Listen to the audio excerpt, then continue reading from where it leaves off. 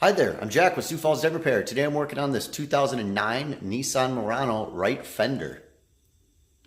This fender has multiple points of damage in it. It starts off with an 8.5-inch crease at the front edge towards the headlight. It also has a combined total damage of 12 inches towards the back here that we're showing you here now. There is also some minor paint damage below that body line. Here's a good look at the total damage in this fender, along with the measurements.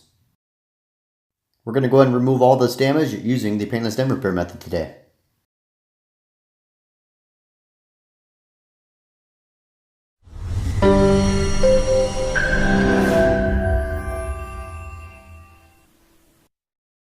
Here's a good look at the finished results.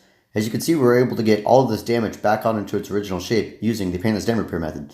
The minor scuffs and scrapes below the body line there on the left side here are still remaining, which the customer was totally fine with that.